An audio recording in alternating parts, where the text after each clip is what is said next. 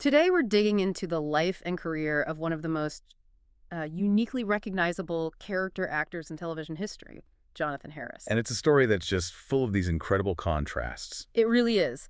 It's a study in ambition, in audacity, and how an actor across, more than 500 film and television appearances is still defined by one unforgettable, fussy villain. That's our mission here. To go beyond that velvet suit and the catchphrases everyone knows, we've gathered some really extensive source material, charting his entire biography and his professional path. And the real revelation is just how multifaceted he was. Exactly. We're exploring a man whose versatility stretched from performing classical Shakespeare all the way to lending his voice to major modern animated features. Things like A Bug's Life and Toy Story 2. Right, films that entire new generations know him from, maybe without even realizing it. It's the sheer scope that is so startling. When you look at his full filmography, you realize that the narrow box he's often put in, the 1960s comic menace, it just does a massive disservice to a serious lifelong professional. And that really gets to the central paradox that seemed to govern his entire career. Which is? Well, Harris was an individual who intensely pursued what you might call high culture.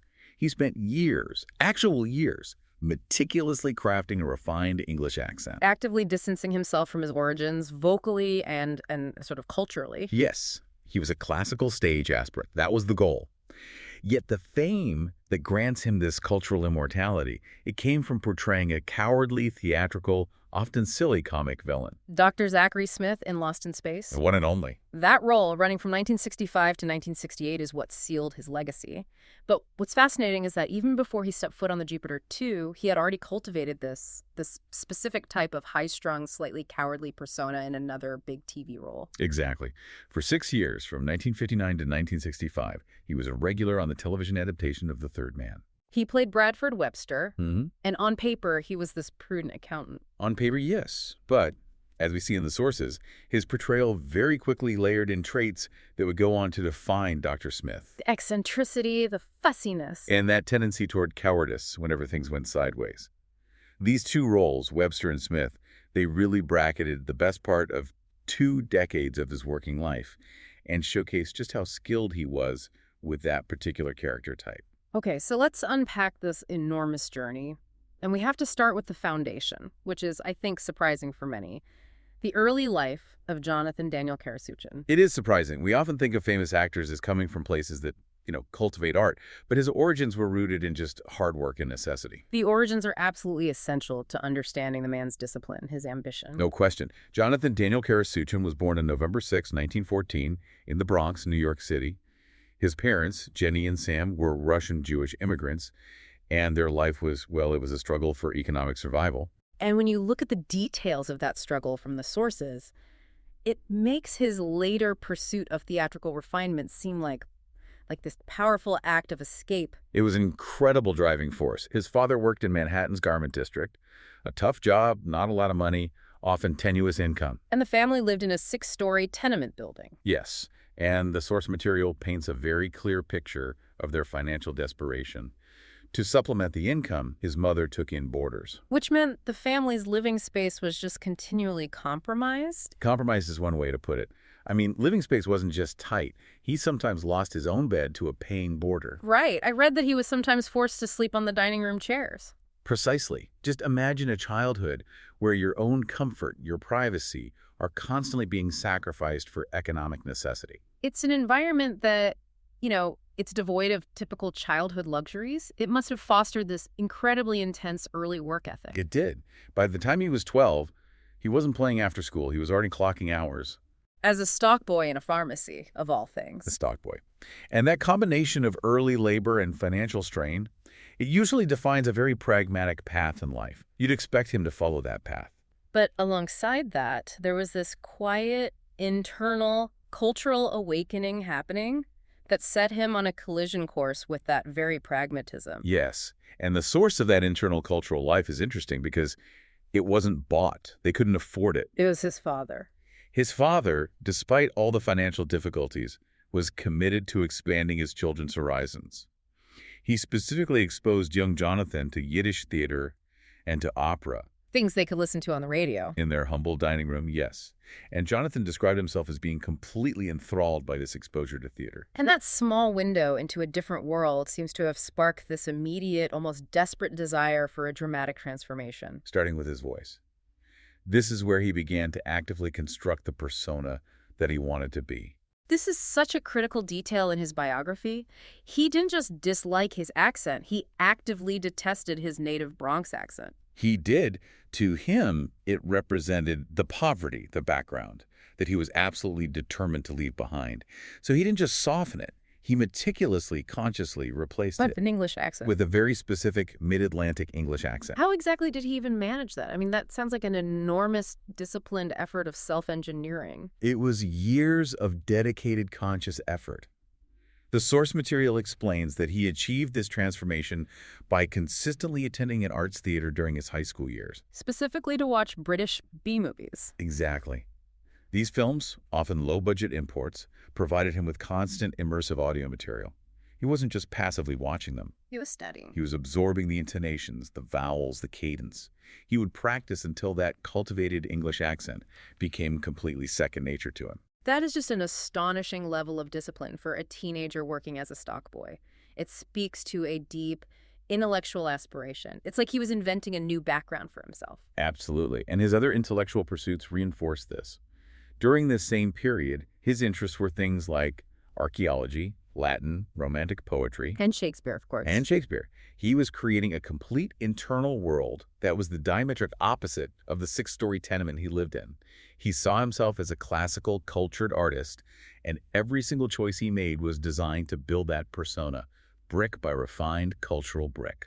This cultural transformation then eventually required a formal separation from his past. The legal name change, He changed his name from Karasuchin to Harris. he did before he entered college. And this wasn't just a professional decision like many actors make. It was a deeply personal, symbolic break. And it wasn't easy. The sources mention a standoff with his father. A year-long standoff. His father opposed the decision very strongly.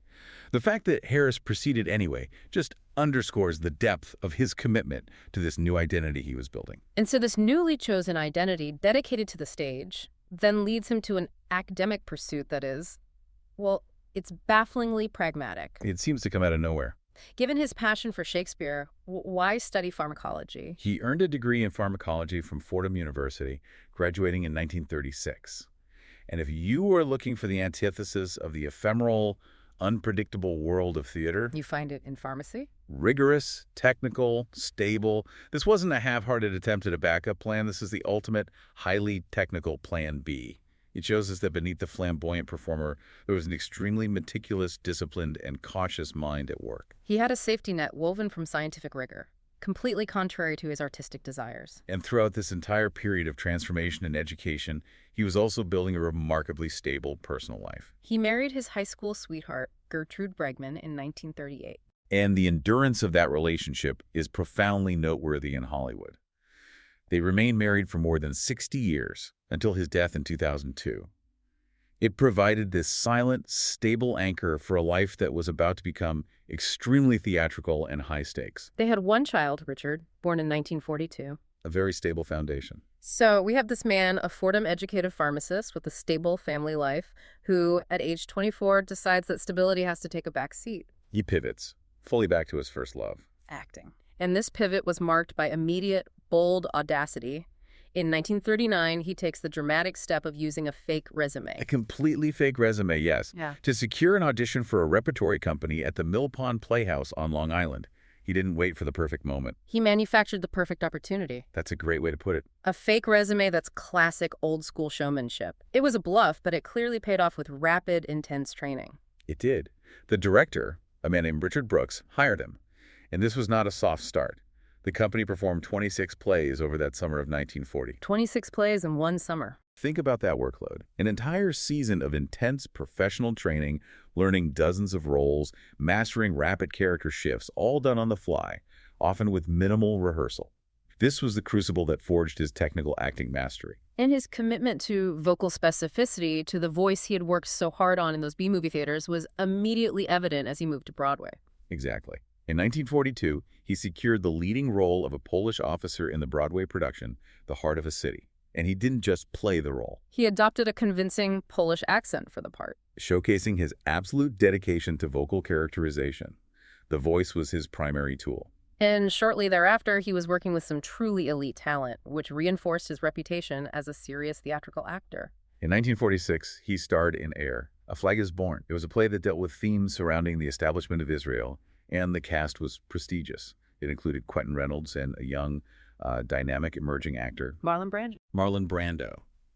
Sharing the stage with Brando, who was about to completely revolutionize American acting, it confirms that Harris was operating at the highest level of dramatic credibility in the mid-1940s. He had established this solid foundation on the stage, but the shift was already happening. The post-war era meant television was the new emerging medium. And that's where his career truly found its longevity and its depth. As a versatile character actor, he became the consummate working actor. His screen debut was in 1949 on the Chevrolet Teletheater in an episode called His Name is Jason. And for the next decade and a half, his face became familiar to millions of people, even if his name wasn't yet a household word. The television landscape of the 1950s was characterized by these anthology series, often performed live or near live. It was an incredible training environment. Being successful in that medium required actors to move seamlessly between genres and characters week after week. It was a real testing ground. He appeared in dozens of these shows: The Web, Lights Out, Studio One. Goodyear Television Playhouse, the prestigious Hallmark Hall of Fame. This meant one week he could be playing a noir detective, the next a panicked suburban neighbor, and the following week a Shakespearean-style villain. This necessity for instant versatility is precisely what equipped him for the rapid shifts required of a character actor. And beyond the serious dramas, he applied that versatility to other genres, including the emerging popularity of westerns and adventure stories. His breadth was immense. He guest starred in 3 episodes of Zorro, which is a very demanding physical adventure series. But perhaps the role that best illustrates the range demanded of him during this period was in Bonanza. In a 1963 episode, Harris was cast as Charles Dickens. Imagine that shift going from, say, a gunslinger's foil in Zorro to embodying the great Victorian novelist on the Ponderosa. Only a true character actor could manage that transition without breaking the illusion. but the co-starring role that provided him with steady income and, maybe more importantly, allowed him to truly refine that eccentric, high-strung, slightly cowardly persona. That was the series adaptation of The Third Man. This was a huge commitment. 6 years, from 1959 to 1965, where he co-starred with Michael Rennie, who played the lead. Harris played Bradford Webster, the administrative assistant. A character whose prudence, as the sources say, often dissolved into neurosis when confronted with danger. The perfect description. And what I find fascinating are the production details, because they link right back to his lifelong love of British culture. Right, the filming locations. The source material confirms that of the 72 episodes, half were filmed in London, England, and the other half in Hollywood. So this immersion in a British setting likely reinforced his already impeccable, cultivated English accent and his affinity for British sensibilities. It further refined that cultured but slightly vulnerable character type he was perfecting. His versatility was also evident in the early genre work he did, particularly in The Twilight Zone. His 1961 appearances are a fantastic showcase of his range. He played two wildly contrasting characters within a single year. In the episode The Silence, Harris played a genuinely heroic character, a defender. He championed a young man who had accepted this potentially lethal challenge to remain absolutely silent for an entire year at a prestigious gentleman's club in exchange for a huge sum of money. Harris played the moral compass of that club. And the contrast. In 22, he was cast as a medical professional, a doctor trying to help a woman who was suffering from a recurring, terrifying nightmare. So you see the absolute fluidity moving from moral champion to analytical scientist, all within the world of science fiction fantasy. Which prepared him perfectly for his next great chapter. It's clear he was building this specific theatrical muscle, but the real key, the thing that unlocked Dr. Smith, wasn't on the anthology stage. It was in the world of the sitcom. And now we arrive at that critical link between the working actor and the icon, The Bill Dana Show. This sitcom, running from 63 to 65, was absolutely pivotal in creating the theatrical framework for Dr. Smith. Harris co-starred as Mr. Phillips, the pompous, uptight manager of a posh hotel.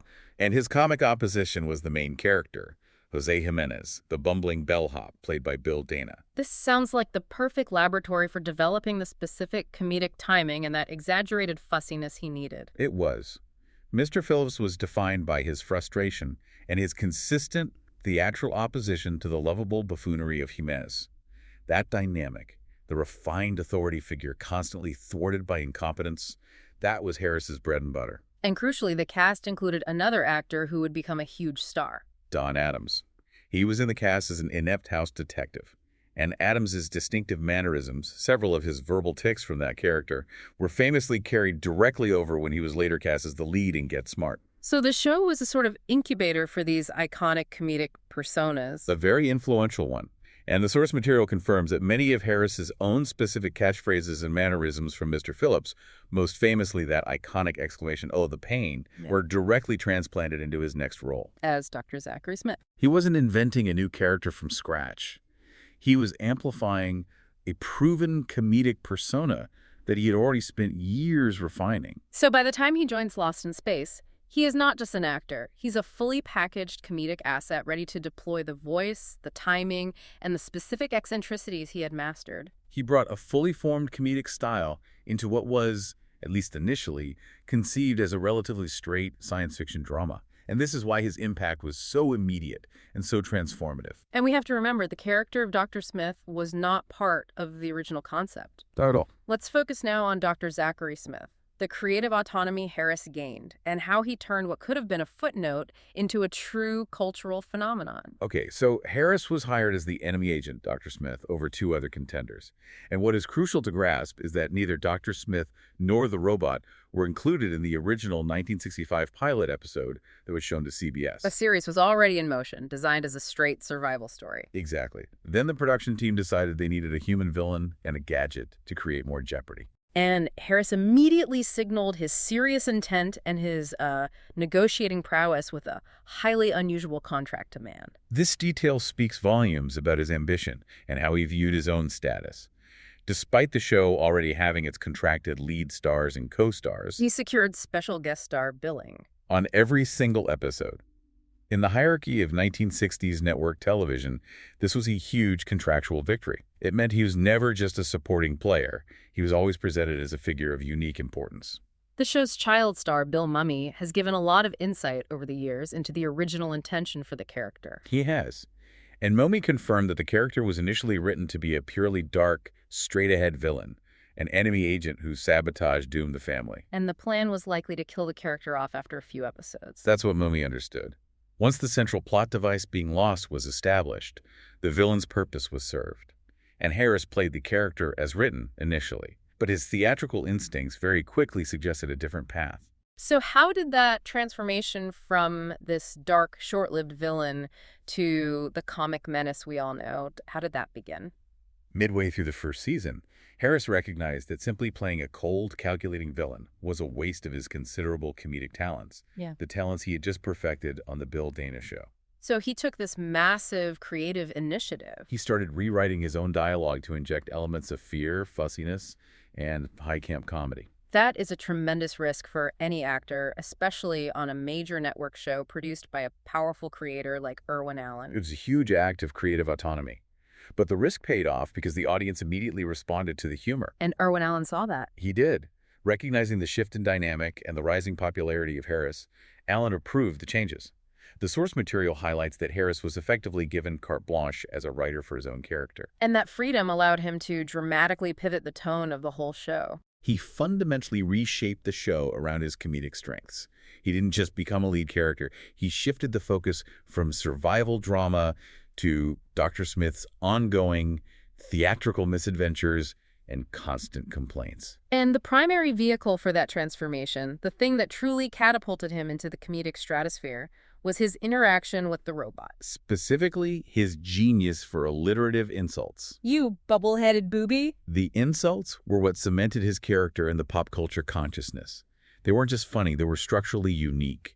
He used his literary background to create these complex, often highfalutin, alliterative phrases designed to demean the robot. Clamoring Claude. lugubrious loser. They became instant classics. And I remember reading about his personal commitment to that specific brand of wit. He wasn't relying on the show's writers for these. Not at all. In a 1998 talk show appearance, Harris spoke fondly of the process. He said he would stay up late at night, specifically inventing new alliterative insults. Using a dictionary or thesaurus. Yes, to find the perfect phrasing. Bellicose bumpkin. Chattering churl. He did this because he truly enjoyed the witty language and the resulting interaction.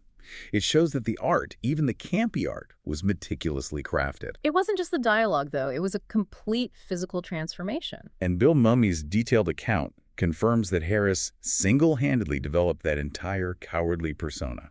Mummy provided a crucial perspective on this.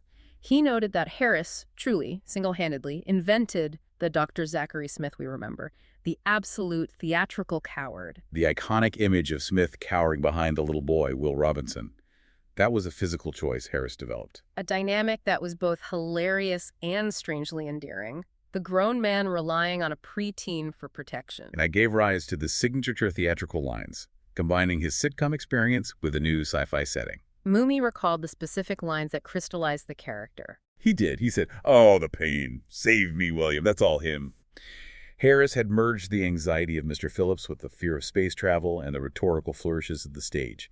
He created a perfect pop culture lightning rod. This pivot meant that by the third season, the entire series had irrevocably changed its focus. It went from serious sci-fi adventure to a comedy vehicle centered almost entirely on Dr. Smith's antics. The show was completely reframed. While Lost in Space maintained solidly middle-of-the-pack ratings, the writers apparently struggled to maintain narrative momentum centered around Smith's continuous interference and cowardice. And despite strong fan protest and decent viewership, the series was unexpectedly canceled in 1968. After 83 episodes. Reportedly because the creative team felt they had just exhausted the comic possibilities of the central character. So Lost in Space concludes, leaving Harris as this undeniable, indelible icon, which leads him into the next phase of his career, and the challenge of typecasting. That is often the double-edged sword of creating a character so memorable. Harris became strongly associated with the archetype he created, the fey and sometimes campy villain with an aristocratic air. It limited the dramatic roles he could pursue, but it opened up new, specific doors. Irwin Allen, for one, was not deterred by the typecasting. He tried to replicate the success across his other productions. In a 1970 episode of Land of the Giants, right? Allen immediately brought Harris into that show. He appeared as a villainous character called the Pied Piper, utilizing many of the same theatrical mannerisms that made Dr. Smith so popular. The familiarity was clearly intentional. He also embraced affectionate self-parody in other series. He played the Bolmanian ambassador in a Get Smart episode in 1970. The show, which starred his former Bill Dana show castmate Don Adams, included a very subtle, humorous nod to his famous role. His female assistant in that episode was named Zachary. A nice little acknowledgement that the industry understood and respected the identity he had forged. But he didn't always say yes. Allen attempted to bring him into yet another children's series, which Harris ultimately declined. That's right. Allen approached him to star in a second children's series he was developing called Jumbelina and the Teeners. Harris turned it down. And that rejection is significant. It suggests he was acutely selective, perhaps keenly aware of avoiding becoming permanently confined to Irwin Allen's production stable or becoming overly saturated in that kind of campy children's programming. He did, however, embrace the comedic world of children's live action for a few years in the mid-1970s. He co-starred in a show that perfectly utilized his theatrical, high-strung personality, Uncle Croc's Block.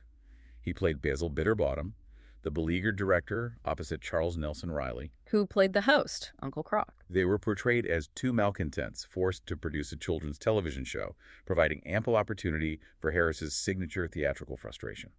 But the true versatility, the secret to his career longevity in the decades that followed, lay, perhaps ironically, in the very thing he spent his youth cultivating. That cultivated English accent and theatrical delivery, the vocal persona he had engineered to escape the Bronx, found its perfect, typecast-free home in the world of voice acting. Harris spent a large portion of his later career as an immensely successful voice actor. For commercials, he was the recognizable TV spokesman for the International House of Pancakes for years. And most importantly, for cartoons. His voice roles spanned several genres and generations, providing a continuous creative outlet. He began contributing to genre franchises early on. In 1978, he voiced the smooth, charismatic Cylon character Lucifer, an antagonist on the original ABC version of Battlestar Galactica. And in the 1980s, He voiced Mordred, a lackey and sycophant to the main villain Darkstorm, in the animated series Visionaries, Knights of the Magical Light. He could play serious menace, but always with that undercurrent of high theatricality. and his vocal talents transitioned seamlessly into the modern era of feature-length animation, which cemented his legacy for entirely new audiences. His distinctive delivery was perfect for Pixar. He voiced Manny, the pessimistic, often put upon praying mantis magician in A Bug's Life in 1998. And then he followed that up by voicing the cleaner, the fastidious and somewhat neurotic toy restoration expert in Toy Story 2. Two incredible roles that demonstrated that the power of his voice transcended the era in which he achieved his live-action fame. There was also a specific television role that directly referenced and lovingly parodied his famous space villain. On the cult animated series Freakazoid, which ran in the mid-1990s, Harris voiced the character of Professor Jones. Freakazoid's dignified yet often exasperated butler. The character was an unmistakable, affectionate parody of Dr. Zachary Smith, leveraging Harris's familiarity with the genre and his perfected theatrical timing. Now we turn to a biographical detail that seems to come entirely out of left field, but it perfectly showcases his commitment to vocal performance and elocution. His relationship with Chuck Norris. This is a truly extraordinary anecdote that ties right back to Harris's foundational pursuit of vocal mastery. Jonathan Harris spent many years teaching drama and served as Chuck Norris's personal vocal coach. Norris himself fully credited Harris for teaching him, in his words, how to speak. And the teaching method he employed sounds, well, rather unconventional. It demanded immense trust from the student. Norris detailed the intensity of the training. He recalled the specific, hands-on technique Harris used to achieve vocal perfection, sticking his fingers into Norris's mouth to adjust the shape of his vowels and resonators. And Norris emphasized that Harris was the only person in the world he would ever allow to do that to him. This single anecdote just underscores the seriousness and the sometimes radical nature of Harris's commitment to vocal technique, whether he was teaching Shakespeare or preparing a martial arts star for his next role. Despite his willingness to embrace voice roles and coaching, he was notoriously protective of the integrity of his most iconic live-action role. Especially when Hollywood tried to reboot it. We see this most clearly with the 1998 feature film reimagining of Lost in Space. Unlike many of his co-stars from the original series who made brief appearances, Harris absolutely refused to make a cameo. He maintained this firm stance on the value of his own contribution. And his quote regarding that refusal, it just perfectly encapsulates his high personal standard for his career. He stated it unequivocally. "I've never played a bit part in my life, and I'm not going to start now." This refusal wasn't about bitterness, was it? It was a defense of the artistic status he had fought so hard to achieve. Exactly. He was asserting that Dr. Zachary Smith was a star, not a nostalgic background element for a new production. However, this refusal to participate in the film contrasts sharply with his willingness to fully embrace and reprise the character for other specific celebratory opportunities. That distinction is vital.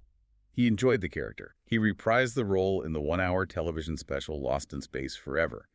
He joined the rest of the surviving cast for various fan conventions, including a major celebration at Walt Disney World in 1996. He was happy to perform the character, but only if he was afforded the creative respect and the spotlight he felt was due. And his appearance on Conan O'Brien perfectly illustrates his ability to slip back into that comedic persona instantly and with absolute mastery. This was in April 1998. Harris was promoting the Lost in Space Forever special.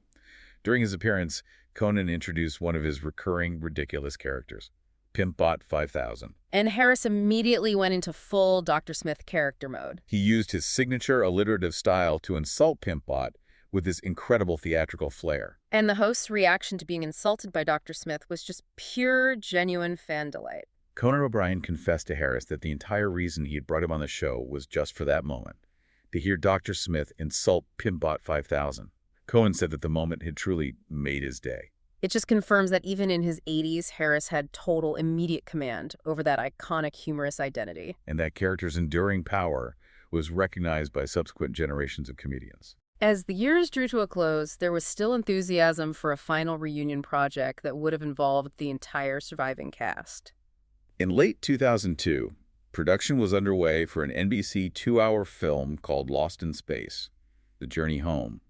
It was planned to reunite the original cast and provide a proper conclusion to their story. But that project, unfortunately, was unable to proceed. It was due to Harris's unexpected passing. And that is because, sadly, he died shortly before what would have been his 88th birthday. We should certainly take a moment to reflect on the sadness of his passing, just as that reunion was being planned. Jonathan Harris passed away on November 3, 2002, just 3 days shy of his 88th birthday. He had been hospitalized following a back injury, but the official cause of death was a pulmonary embolism, a blood clot. It was a premature and sudden end to a long, rich life. And happening right on the cusp of what would have been this nostalgic return to his most famous role. Although the film reunion was canceled, his final recorded performance was eventually released posthumously. His final recorded work was voiceover for an animated theatrical short called The Bolt Who Screwed Christmas. The film was eventually released in 2009. And this final project became the platform for a very moving, profound tribute from his former castmates, bringing his career full circle. The writer and director, John Wardlaw, added a special scene to the final film, specifically as a tribute to Harris. Wardlaw asked Lost in Space co-stars Bill Mumy, Angela Cartwright, and Marta Kristen to contribute their voices to this tribute scene, ensuring that the last piece of Harris's work was acknowledged by those closest to his biggest role. It must have been an incredibly emotional experience for them, listening to the final recording of their old colleague. Wardlaw described the recording session in 2006. He noted it was the first time the three co-stars had reunited for something unrelated to Lost in Space. And as they listened to the recording Harris had made, Wardlaw noted the session was filled with both laughs and some tears. It was a profound shared moment of respect, professionalism, and memory for the man who had defined the core chemistry of their series. It is also worth revisiting the stability of his private life, which stands in such quiet opposition to his flamboyant public persona. His marriage to Gertrude, his high school sweetheart, spanned 6 decades. She survived him by nearly 5 years, passing away from natural causes in 2007 at the age of 93. Their long, stable life together in Hollywood is a powerful, silent testament to the grounded nature of the man who played such an unhinged, neurotic character on screen. As we conclude our exploration, the overwhelming theme is that immense distance between the man's initial ambition shedding his Bronx origins to become a classical stage actor and the enduring pop culture immortality he ultimately achieved. It is a remarkable narrative arc, one that carries a powerful lesson. He began his life in a difficult financial situation, relentlessly striving for cultural refinement and professional respect, even acquiring a rigorous university degree as a safeguard. Yet his true genius didn't emerge until he abandoned the serious, dramatic conventions he initially sought and wholeheartedly embraced the campy, comedic, cowardly villain he single-handedly created. He transformed himself not just once, by conquering his accent, but twice, by conquering the limitations of his character. He took a throwaway villain and through sheer creativity and commitment made him the star of the show and a permanent fixture in global culture. And his refusal years later to take a bit part in the subsequent film reinforces the idea that he understood the true, long-term artistic value of the character he had created. He proved that artistic freedom, once earned through popular appeal, must be fiercely protected against attempts at commercial dilution. So what does this life story mean for you, the listener? It prompts us to consider how an actor, even one initially typecast as a villain, can ultimately achieve profound artistic freedom and immortality by creatively owning and meticulously reshaping the role that defined him. Harris didn't just play a character, he wrote himself into television history. His legacy isn't simply the catchphrases or the velvet costume. It's the powerful lesson that mastery is often achieved through relentless self-improvement and the courage to pivot where your unique, specific strengths truly shine brightest, even if they lead you away from the classical path you originally envisioned. Thank you for joining us for this in-depth exploration of Jonathan Harris's unexpected genius. It was our pleasure. Thanks for listening.